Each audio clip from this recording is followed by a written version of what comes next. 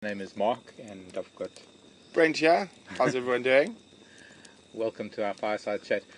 Been a very, very interesting week. It's a lovely warm summer's evening. We had a few cold evenings, a few cold nights of late, but There's a bit of that sharpness in the morning, which is sort of the season's changes upon us.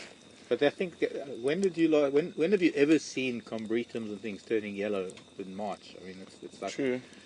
one of these really early autumns that is totally unexpected, and I think that's mostly got to do with these cold temperatures that are coming in. Yeah, and also, I mean, we've had quite a wet spell in this area for the last couple of years. So You've been lucky. a dry spell's been on the cards. I don't know when we last had a drought.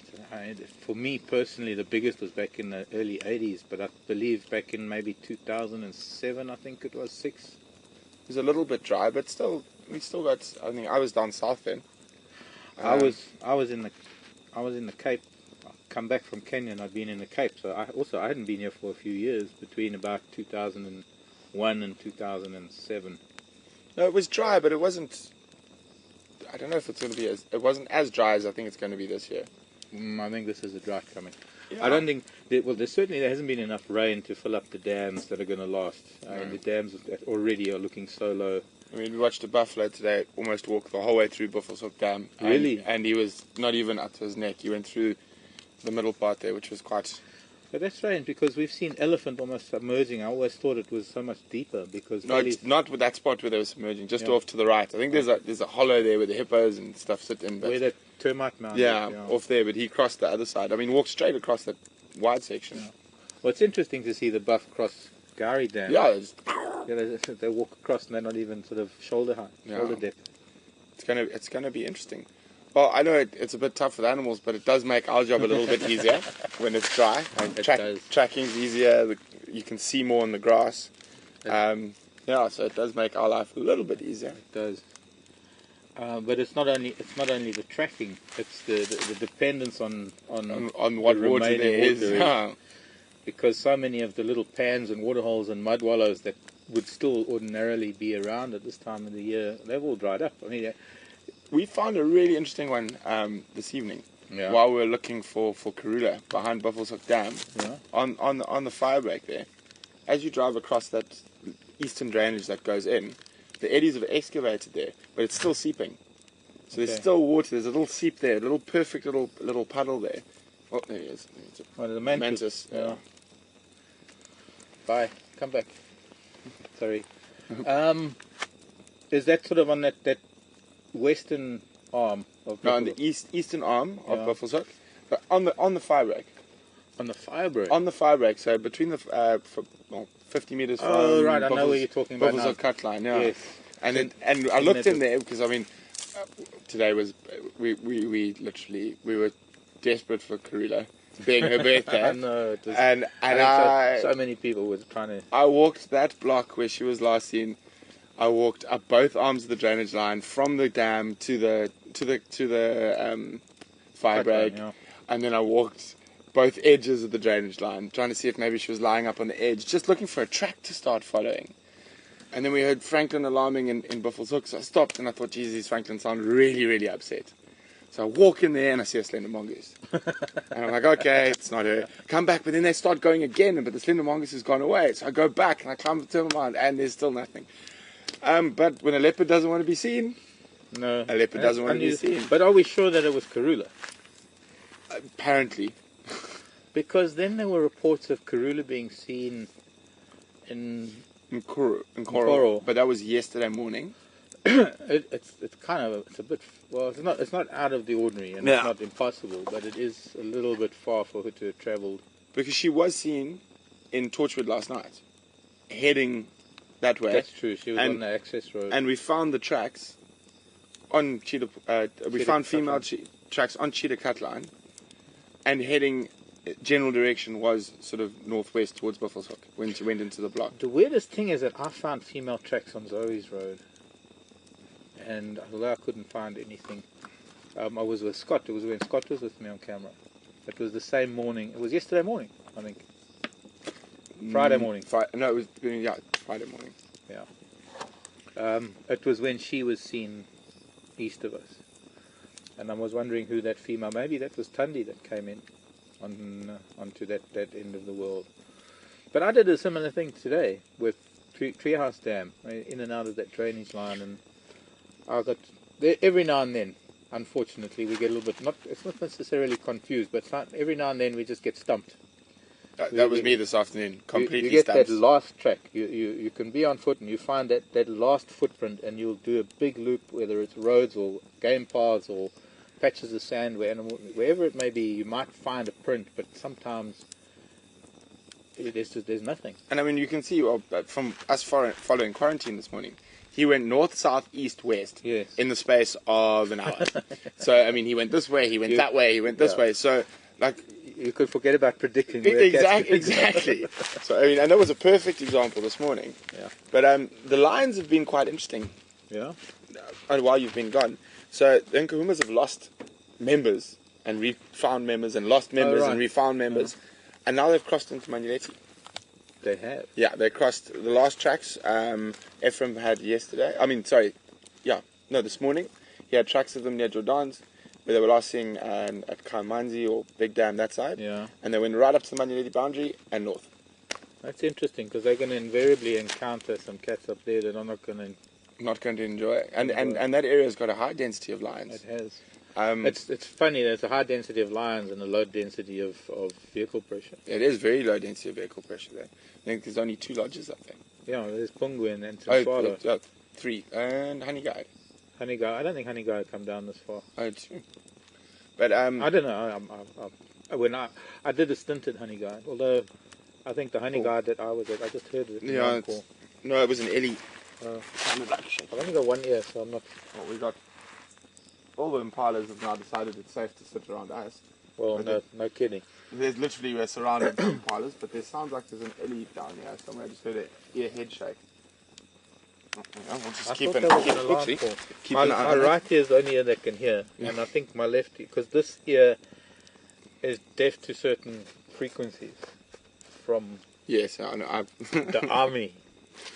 And this ear hears everything, and this time I normally have the earpiece here, so right now I'm speaking, and it sounds like it's coming from inside my head, because I can't. Let's change the subject. Yeah, but so back to the lions. Yes. So, and then I spoke to the head guide from Sibambili today. Yeah. And there's sticks. We're heading this way from that side. Well, that might have been why I found a track, but yeah. And then there were some other lions that they're not sure who they are down Cheetah Plains. Okay. So there's other lions around. Did they give you a composition of the lions? Just 2 females. 2 females. The sticks is 2 females and 4 or 5 sub-adults, or like about a year old. I've only seen, when they've been here, since I've been back, they've only been the 2 females. This is just what I was being told by the guys at Touch Rugby an adult today. and a younger female. Okay. But we've seen them, I think, maybe, 2 or 3 times. Since I've been back 2 or 3 times, if we're lucky, that they've been back here. But I think Peter and Hayden might have seen them a few more times before I got back. Okay. Sticks used to be here all the time. I mean, Sticks have been right here. And the funniest thing is that the Sticks Pride I know from 2006 2007 was 9 or 10 adult lionesses, like 8 cubs, and apparently the Majingalans took them apart, killed most of them. Yes, I think Alex in fact was with me when Alex was here, and Seb, and there was one time when we had 2 vehicles running. We had the one vehicle that had, I think it was Gunda, if I'm not mistaken, that had this 3D rig on it, and I think Seb and somebody else was, it might have been Alex, that was on Jigger. This is Jigger, by the way. Pardon? What's that, Alex? But anyways, there were 4 of us, and Herman, yes, maybe Herman was with me too. But we had the Majingalans eating a lioness off of Twin Dams Road. And that little track. When was you that take a Sticks? Was that a Sticks one of the lioness? Sticks. Oh, okay. That was probably towards the end of the Majingalans' destruction of other prides. It's quite strange because the lions that came in before them, the Mapogos, did the same thing. Yes. I mean, I watched the one kill, mate with the corpse, and then eat the lioness. Well, that's bizarre. No, it is. That's why he got the nickname Satan. Okay, well, that's bizarre. But that just goes to show that animal behavior is nothing that you can predict. You can never say what is going to happen when a foreign male takes over a territory. We all believe, and we all are led to believe to a certain extent, that the males will come in and they'll take over a pride and they'll kill cubs up to a year, and it's almost like we're reciting it all from a single observation from a single book. And when have you ever seen that? Never. It's different every time it happens. And depends on the area as well. Exactly. Depends on the lion pressure. What you beetles. Look like a click Just beetle by the way, for a second. our bench is covered in termites. So if we start jumping, it means we've got ants in our pants. Because it's ants and termites. Well, the termites are trying to retreat, and it's the ants that are trying to catch them, and I think the ants might find us somewhat competitive for their termites. Yeah. But anyways, it's interesting how the lion dynamics have changed, but also interesting that you've experienced some of the same lions from further south to the lions that we've been experiencing here. And it's wonderful that we've now got this continuation of not only knowledge but history of knowing where cats have come from and experiencing them from another part of the Sabi Land. Styx was one of the biggest prides in the sands at a stage. Yeah, Styx was. I think the Djumas were always bigger. Since I've been here, bigger than the Styx. I'm going to have to ask for help from viewers what the composition of the Styx was when I arrived, because I guess it just all merges with all the pride, especially those up at home. And you see so many lions. I know it sounds. I know it sounds like, terrible, guys, like, but yeah, we're talking about them like Impala, but it's not that way at all. Because there's lions. I see lions in Thornybush, then I see lions in Tumvati, then I see lions where my parents live, and then we see lions here, and then East Africa, Botswana, and There's another subject that we both mentioned today, Gabon. Gabon, yes, first lion seen in 20 years. 20 years. So the last lion officially shot in Gabon was in 1997, in the southern Bateke province. And I actually had when I first went up to Gabon, we had big conversations. I was like, there have to be lions there, because there are lions in the Congo. So there's a big section of savanna that comes into the rainforest there, and there were historically lions there, but with poaching pressure and human pressure, they disappeared. And they have these remnant populations in Congo, and it is a young dispersal male. I've seen the photograph. He looks probably about 3 years old, which might not be what's your ears? Yeah, I'm watching. Yeah. Might not be the best thing, because I don't know if he's going to find any girls in that area, but you never know. The last there's an organization called Panthera who studies and monitors cats all over the world. I've seen there's a vehicle of theirs in Hoedspruit. Yeah, no, they do. They've got a leopard project ongoing in this part of the world. And the head of their program for the rainforest in Gabon, he spent 6 months looking for lions down there, because he got told by locals there were lions. He went there and they took him to the tracks, and there were hyena, spotted hyena. And I don't think, because people haven't seen the lions for so long, they get excited. Get very excited, yeah. And they found a actually active hyena spotted hyena den. Right. And then about 7 months later, in the middle of a Vindo, which is far away from any savanna or whatnot, the first record of a spotted hyena in the middle of a rainforest. Wow. But I think, having seen camera traps coming out of not only Gabon but all over sort of that area of West Africa, that there are all sorts of things that are coming up on camera that... Well, this is not supposed to be here. Where did it come from? The what? They just appear. They're not supposed to be there. Yeah. Yes. So animals that have become so secretive because of the human pressure and because of the population pressures of or deforestation, the limiting of their habitat, have become so secretive and so sensitive perhaps to humans, and I suppose the wave of destruction that we bring along with us, that they become so secretive that it's only with the advent of camera traps and things that we are able to actually photograph and get the terrain up there is just beyond, like, just being able to move through it is nearly impossible. Well, we all dream of, every naturalist, we all dream of going into rainforest but you've told me how... It's not so much fun. It's thick and it's hot and everything bites you. Yeah, yeah, exactly. But we're just moving back on. We have been having an incredible streak at the moment. I know. Today is 14 days where we've had cats every day. No, we did this last week, and I was like, oh, we might be in trouble. Oh, there's a big click beetle. Get away from the fire. A big one. There's a dead one I wanted to bring on drive today. I love them. They're one of my favorite horses. It's a big male. Yeah. Okay. Insects normally go in the hat and they can fly out. Let's say, 14 days in a row we've had cats. There's only, I think, 2 drives in that 14 days we haven't. Right. And one was a last minute on Cheetah Cut Line, 10 minutes before the end of drive. They sort of reprieve the last in the minute. evening, the Nkumas was just, thank goodness. But no, it's been really good. And then obviously lots of ellies, great ellies around. That is the time of the year. I think historically, if I remember correctly, this time, although the dams are normally a lot fuller, at this time of the year going into April is when a lot of the family units that use this area, after the bulls have all been here because of the marulas in January and February, that these family groups tend to come in and they quite extensively utilize the area. They use the roundleaf teak quite a lot. Elephant candy. Elephant candy, yeah. Like lollipops, they strip it up. And the reverse. Yeah. But it's been, I can't believe it, especially being away and you guys, I'd get the odd update from friends who were on Facebook, even though when I was at home I didn't have it, or I was at the Bush Pub and Inn where I was staying and Wi-Fi there, just catching up with what you guys are doing, and I couldn't believe it. And dogs. Yeah. There was one. Dogs, there was one good dog sighting.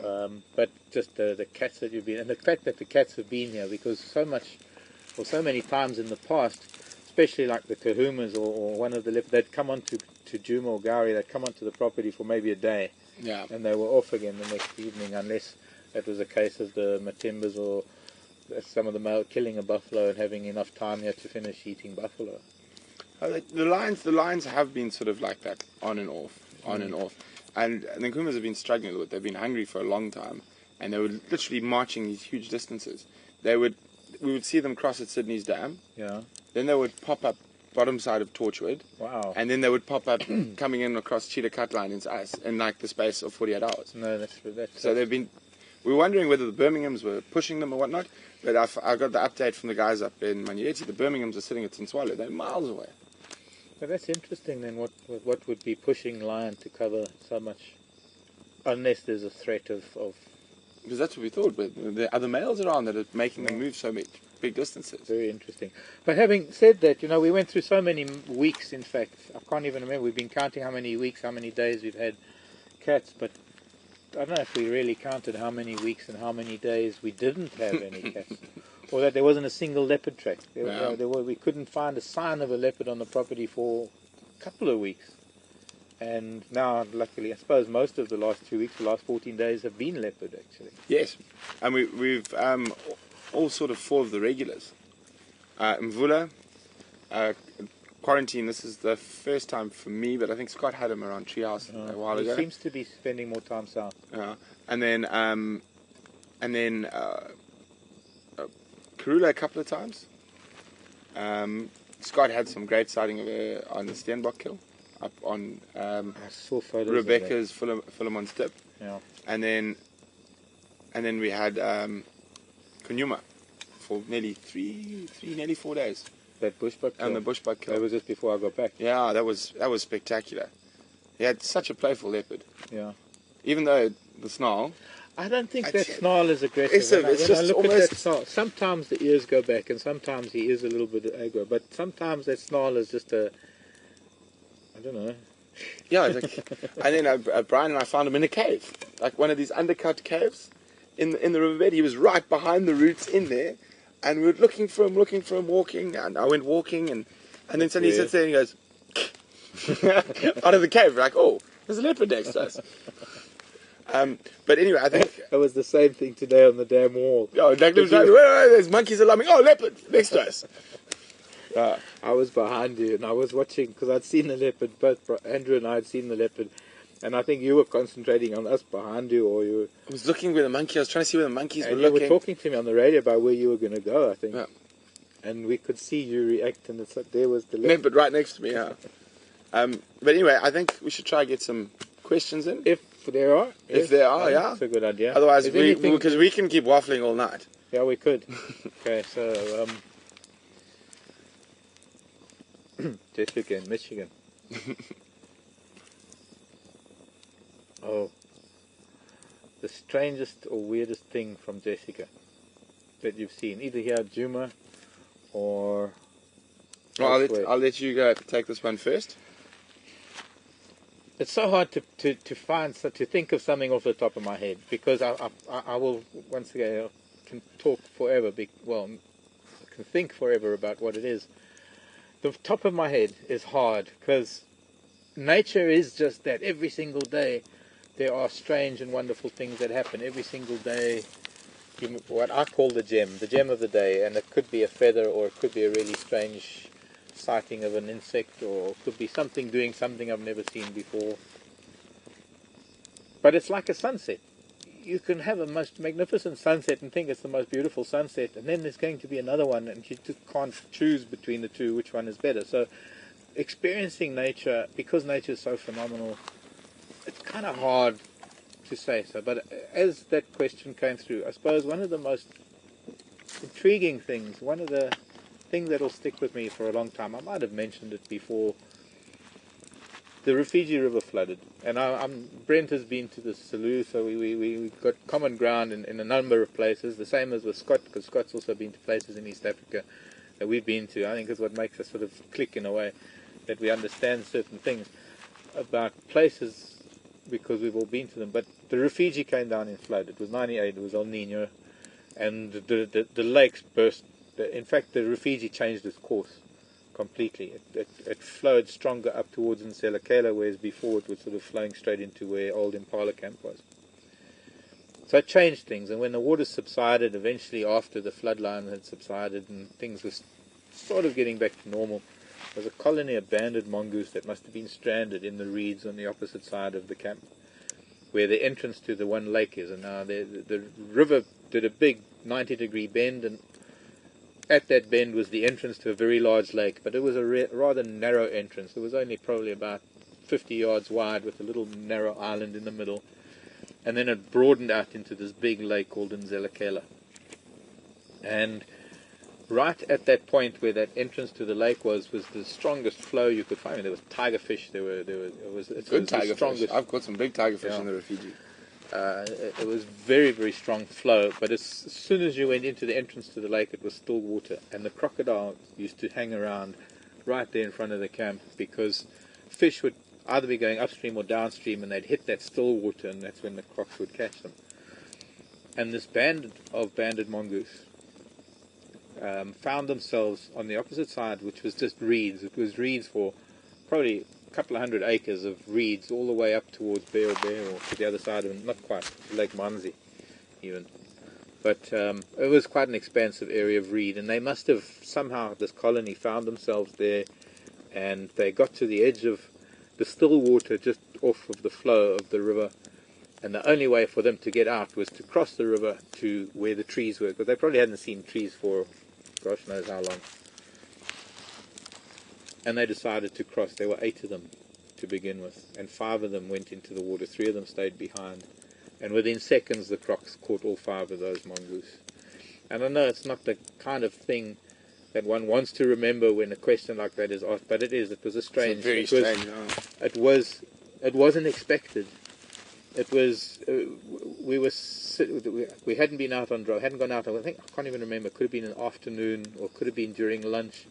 But we were sitting out, always outside in a tented camp, and we saw them coming. We could hear them, the distress calls, because they finally broke through of the reeds. It was almost as though they hadn't seen land other than the reeds for days on end, because it was such a vast area of reeds. And suddenly, across this little channel, and it was quite a deep channel, it was, I suppose, salvation for them. And it was like cheering on swimmers in an Olympic race almost, because as soon as the first one entered the water, the croc started moving in, and we just hoped one of them reached the island, and the crocodile actually lunged out of the water and grabbed it off of the island. And one develops a little bit of a rapport with mongoose, I think. I had pet banded mongoose, so oh yeah, so you understand it. Yeah, I do. and Brian and Andrew both filmed the surrogates, the meerkats. Yeah. I couldn't think of the name. In Botswana, you develop a rapport with these little things, and although I might not have known that little colony, it was still so sad that 5 of them, and the other 3 refused to cross, so they were stuck in the reeds, and I don't know what happened to them. Sure. I don't know if that's what the question was about, but that's the first thing that came to mind when I was asked. It's a difficult one. Actually, mentioning a crocodile is one of the strangest things I've seen. Is the only thing I've ever seen kill a honey badger. Really? A crocodile. And the only thing I've seen a crocodile not eat. I think he bit Really? it, and it just got a full spray from it. Anal the gland, anal gland, and yeah. the croc just left the honey badger right there. And nothing else ate it. Not hyenas, not anything.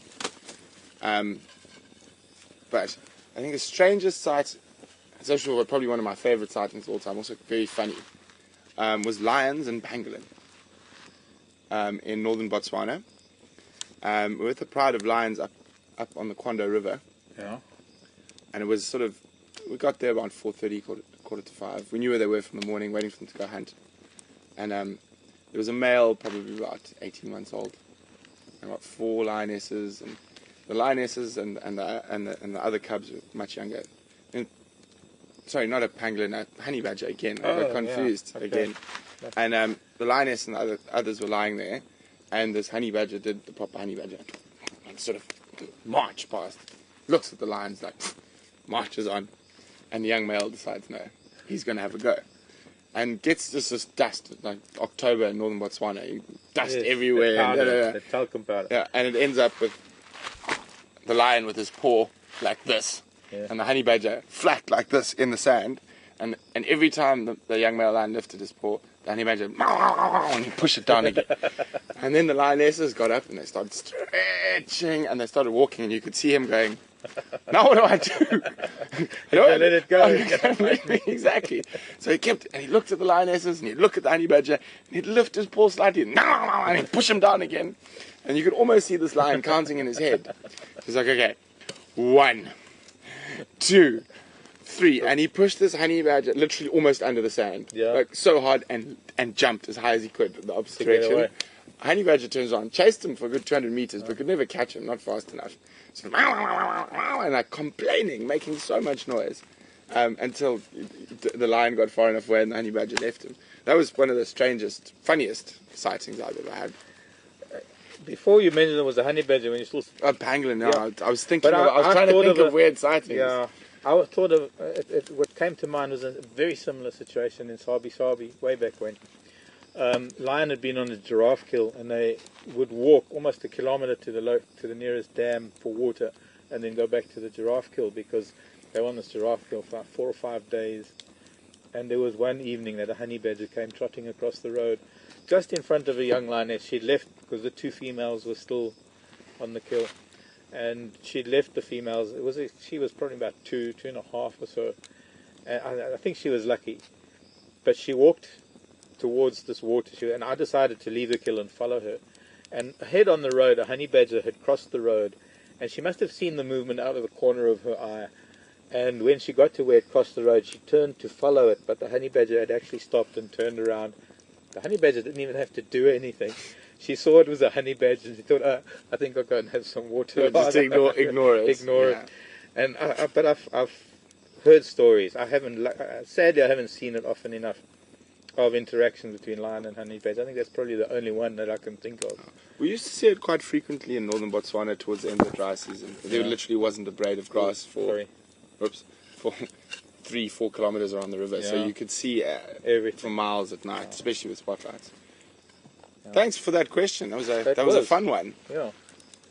I mean, there's always once you get to think about start thinking. I thought of a few more, but I have to save them for next time.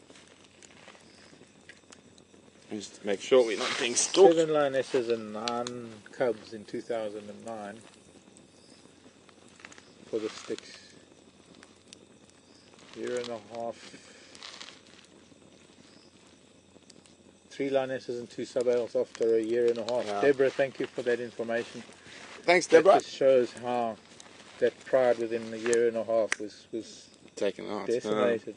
But I think one of the strangest things about that is that the more we've had coalitions coming into the Sabi Sand, the less lion have bred, because of the fact that every time a coalition comes in, they're not only killing cubs, but they're killing males, they're killing adult females as well.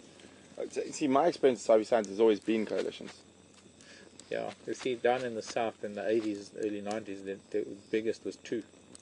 Yeah, I mean, when I started down there, I think there was a coalition of 4 Shaw's males. Okay. So there's always been big coalitions since I've been in the sand. But I don't know if as far as I know, because I've got the lion stats and stuff. The lion population of the whole of the sands hasn't gone down. Changed much. It's stayed pretty stable. If anything, I think in the last couple of years it's actually increased a bit. Even with TB and all the other things. But, well, I guess in general and as a whole that might be the case, but I think certainly up here in this part of the world, because we used to have prides here, that we haven't seen proper cub. Well, personally, we had this 3-year break, and obviously there have been cubs that have survived because we've got these youngsters now that are 2.5, 3 years old. So I'm not saying that there haven't been, but I think shame. I think it was a mantis. No, it saved itself. Didn't go into the fire. The constant changing of large coalitions of males here in the northern Sabi Sand has, to a large extent, prevented females from having cubs, but I mean, or successfully raising cubs. And I'd love to hear from people like Sil in Canada, or any of the other people who are closely watching the lion populations. But also, to a degree, having those large coalitions. So, I mean, if you look at the Mapocho, for instance, once they stopped their nonsense, when they were young, killing females and doing strange things like that, they stabilized that whole area for a relatively long time. They did, I suppose. So, I mean, having those big coalitions, although there's that initial sort of mayhem, decimation, they're stabilized, and having 4 or 5 individuals, they're going to be able to. They're not going to be on the top for 2 or 3 years. No. So if you're one male, I mean, the Mapocho, they last longer. Mapocho were there 6 years.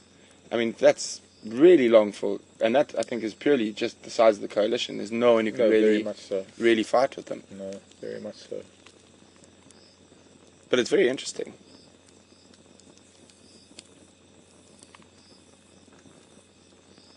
Mark's playing with his click beetle.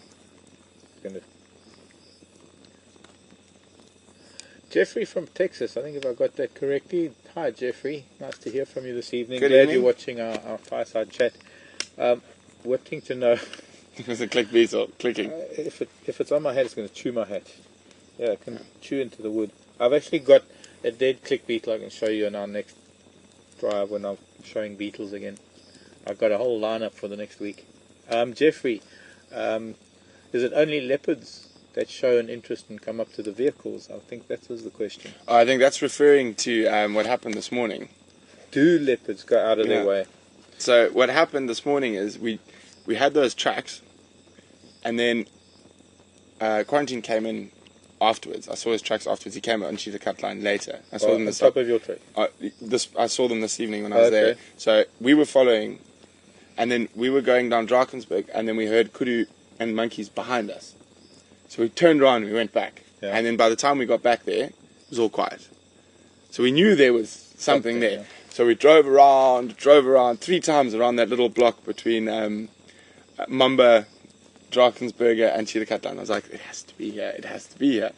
And I saw the kudu, where the kudu were, and they'd been barking, so I was like, it has to be around here. So eventually, this one sort of section, there were testiculars alarming every single time we drove past. So I said, well, it's a bit of a long shot. I'm going to jump out of the car, and maybe if he's around, he might pop his head. So I walked off, and I checked around all the thickets, and it's relatively open there. And I said, okay, well, geez, these bimming leopards today are giving me a hard time again. So I took a buffalo thorn to explain the whole spirit. Yeah. So I took the buffalo thorn, and I still wanted to listen. So I said, listen, guys, I'm just going to stand out of the vehicle and speak and not put the earpiece in, so I can listen if something starts alarm calling again, because I find it very difficult to... You can't hear with one. Yeah. So, and also to pinpoint direction with one ear. So, so I said, okay, I'm just going to listen, and I'll tell you the whole story about the buffalo thorn while I'm listening. And I'm quite convinced Quarantine came to have a look what I was doing. Because he came from somewhere else, and then all of a sudden, as I got back in the car, he's sitting in front of us. Like, literally coming to the car, just obviously saw movement or something away, and he came to have a look. I think, that's interesting. I think I can think of a few incidents when just our presence has brought a leopard out. Yeah. We used to have a leopard down, you might have heard of it actually, a leopard called Squelamtini. Or Squelamtine. Squelamtine. No, we won't talk about that. We won't talk about that. What was her name? Something to do with climbing up trees. She was a young female between Inyati, Ulusaba, Delini, along the Sand River. And when she heard a vehicle, she would climb a marula tree and she'd lie down and she'd prima donna, she'd display. Or if she was in the reeds in the Sand River, when she heard a vehicle, she'd come out and lie in the sand. And it was almost the sort of, here I am, I'm on show type of thing. That was curiosity, just to have a look. So. But the thing is that she took it a little bit further. Yeah. She started climbing up onto the floorboards, and then eventually she once reached up and touched one of the guides, and then she also reached up and tapped one of the guests, and then we had to discourage her. So we had to bang the car when she came too close. I don't know what happened. Quella Pezulu, maybe. I remember Quella female in the West. Quella was one of her daughters, I think. Okay. I'm talking 1996 now, when she was having her first. Well, she was the age of these boys now. She was about 2.5, I think, when she started doing that. And then then she had a cub with a big male at the time. She had a young male cub. The big male at the time was Mbombi. I know. Mbombi. He was born at Londo's. He was born at Londo's. He was 11. So he was born like mid-90s, about 95. Yeah, he would have been dead before I arrived. No, long dead. No, because he was 11 in. 85. So he was 11 in 96. Yeah, I started in the Sands in 2002, 3. Yeah, he was long dead. So it was maybe his son. Yeah. I forget. I'm a little bit older. I think maybe just curiosity. I think it depends on the animal. So certain animals, just with a different personality, might be a little bit more curious, and others not so much. It is one of those things. It's some leopards do and some leopards don't. I mean, you look at the characters, the characteristic, or the temperament and the personalities of the two brothers, Quarantine and Djuma, and perfect example of where some do and some don't. Anyway, Sherry was asking a question: are penguins common in Africa? And they are in one tiny little place. Yeah. A rare sight. Is it a rare sighting? It is everywhere in Africa except for a couple of tiny little spots on the coast down in the Cape, where the only colonies exist. I'm quite sad they changed the name of the penguin. So they did? When I started bird watching and whatnot, I always wanted to see the penguin, and I loved its name. But it's now called an African penguin. Instead of it used to be called the jackass penguin, because it sounds very much like a donkey braying. So it used to be called the jackass penguin, but they've now changed it to an African penguin. But can you imagine what would happen if they called it the donkey penguin? Yeah, it kind of doesn't make no, it doesn't make sense. But yes, it's. I think it's very, very closely related to a penguin that lives in the sort of southern tip of Australia. I think there are also penguins there. Marconi or rockhopper, one of the two. Yeah. But it is rather unusual because they are southern hemisphere penguins. Well, they're not southern hemisphere. They're the only African penguin. Only African penguins. So far north of the Arctic, I suppose. Occasionally we get vagrant rockhoppers, but there's always been debate whether someone's picked them up on a ship and then dumped them on the shore. But they do cover a lot of ground. Yeah. We've had some very interesting data coming in fact, with the penguins, because although the colonies only exist in a couple of places on the southern coast, they kind of migrate between them, I think. Yeah.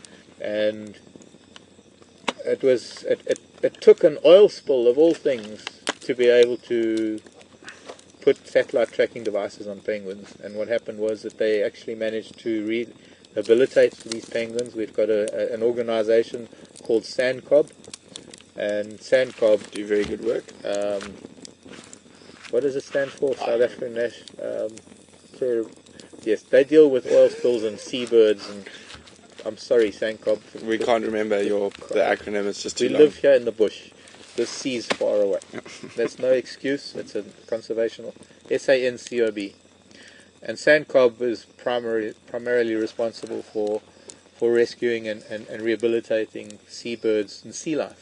Sea lions, seals, any marine life that is affected by. They do phenomenal work, and it was after a particularly bad oil spill down in the Cape that they actually managed to put 2 tracking devices on 2 penguins, and it was quite incredible to have the country, in fact, involved in tracking them as they got back into their South African Foundation for the Conservation of Coastal Birds. There we go. National One turned up National Foundation. One turned up in Gabon. Really? Yeah. One of the colonies? No. Just a random African penguin turned up on the border of Congo and Gabon. Yeah, but then again, that could have been a ship. It could have, but it's quite difficult. I don't know. It's very interesting. They just found one. They found one alive on the beach off the equator. Wow, that's interesting. Speaking of it, there's probably one of the only places in the world where you're going to have elephants on the beach and humpback whales. Yeah, and lots of whales. Yeah. You hear something? Yeah, I just heard something. It sounds like something walking. Okay, you listen to that and I'll listen to this. Okay. It sounded like something was walking down here.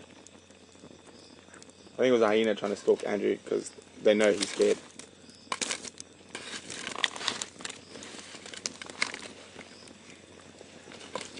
Well, that's another thing we've been so lucky with the hyenas recently.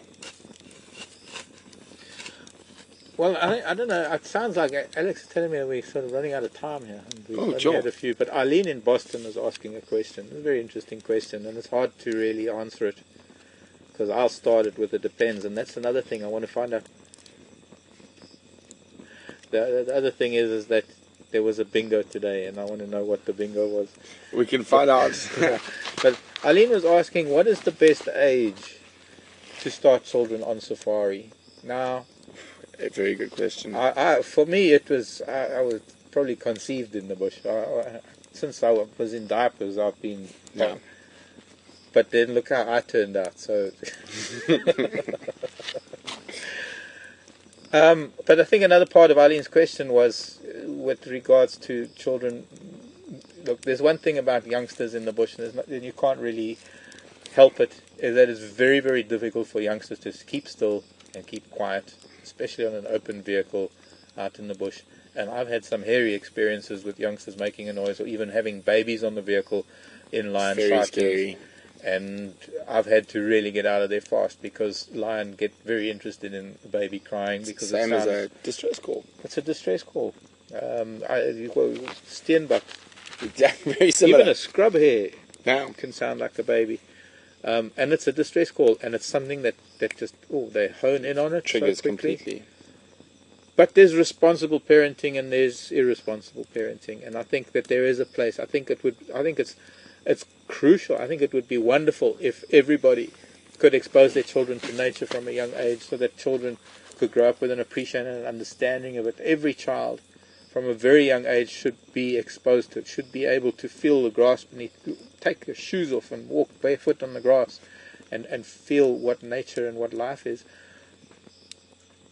But within reason, where it would be. I think we were setting up here this evening, and with the lights on, we can't really see what's behind the lights. We're not gifted with night vision, so for us, having no tapetum, no night vision, the lights in our eyes make a wall of darkness around us. And actually, there was a hyena here just before you guys arrived. Andrew was setting up the lights, and he saw it. I didn't even see it. I was making the fire. For all I know, I'm back to the bush making the fire. I'm not saying that hyena would have done something. No. But animals do recognize young of every species, and they recognize the difference between male and female. Predators do this, and I've had times at home where I've left the fire and I've left only ladies sitting at the fire, and the hyena is bold, and they'll stand up and shout and clap, and the hyena stands and looks at them. But as soon as I come out of my house, the hyena looks at me, and it doesn't run, it walks away, because it... But baboon, I've got baboon and monkeys can tell the difference between a man and a woman instantly. And you know what? You put a koi on and you pretend it doesn't work. Nuh-uh.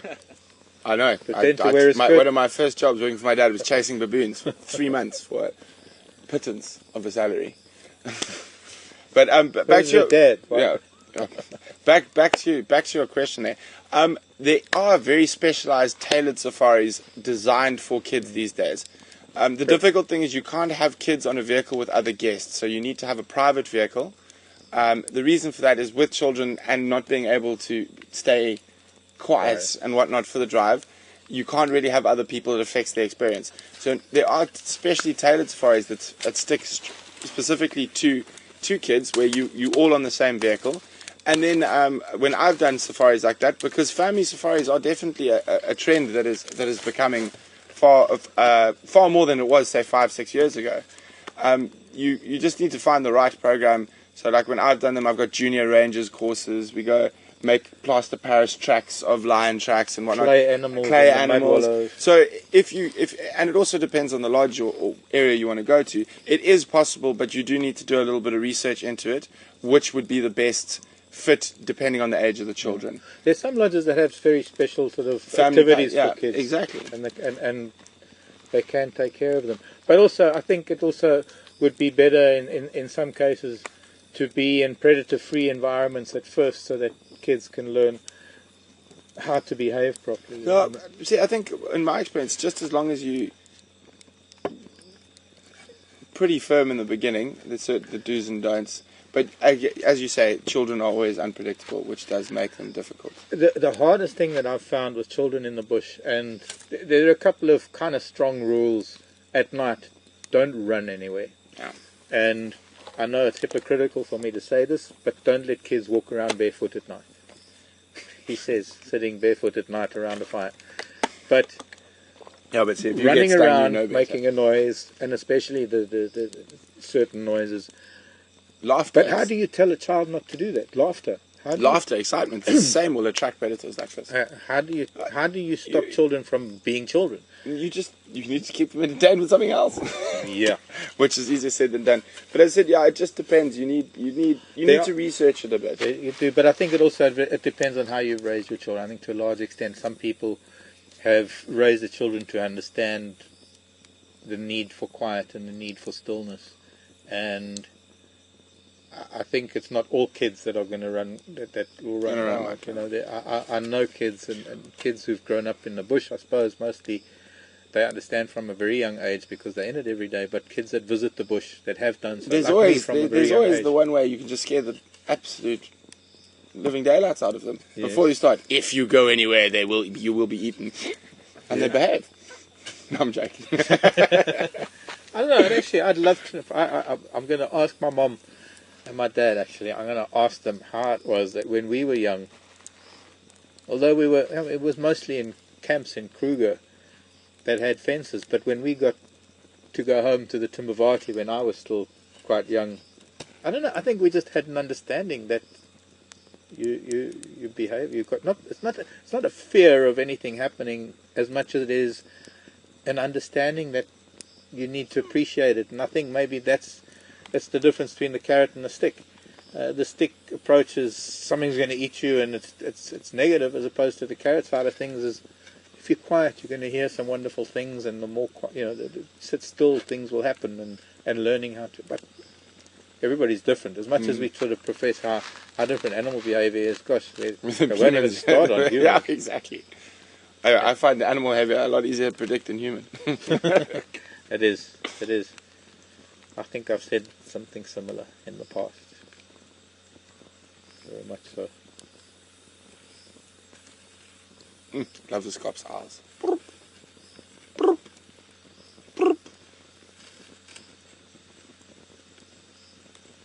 Yeah, so I think, Andrew, one of the things that made a bingo evening this afternoon definitely was Andrew sneezing. Well done, Andrew. But I'm sure it also had something to do with me saying it depends. Well, but apparently I say cheeky. You do? Yeah. Well, it's a cheeky little monkey. Okay. And a cheeky little impala. Well, apparently. you're just cheeky yourself. So it's not surprising. And then it's something about our hats, how we take them off when we take them off or something. I saw one of them the other day. Okay. Well, we I can don't think anybody's ever seen me take my hat off. We'll Well, no, I did a research it. Fireside chat once without a hat. Never going to happen again.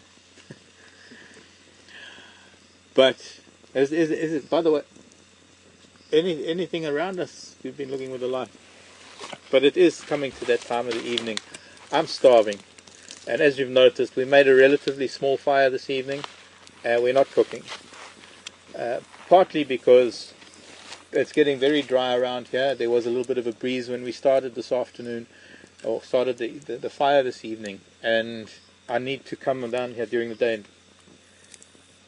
clear up some of the surrounding vegetation. And when it was all green and there was rain, we didn't have to worry too much. But it is now starting to get dry, and we don't want it to be a fire hazard, so we brought water and things to douse the fire when we're done.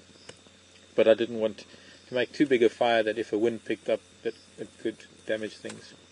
Keep us firefighting till early hours in the morning. Yeah, I'm hungry. Hey, I want to go and eat. So, thanks everybody. Thanks everyone. For the questions especially. Yeah, it's been great, and we'll see you bright and early. Cops are calling in the distance. Yes, bright and early. You're going to be on Wendy, I'll be on Jigger. Yep. And we'll see you 6 o'clock tomorrow morning. So, thank you to Brian and Andrew behind the scenes, and Alex, of course, in final control from all of us here at Wild Earth. Love you lots. Night. Bye. Bye. Oh, bye. No, we're going to the same place. I know. One of those customary things. Oh, okay. Been a good week. It has been. Another one to come. More cats. More cats. More cats, more cats. More elephants. More dogs. Yeah, it's coming one day. Cheetah.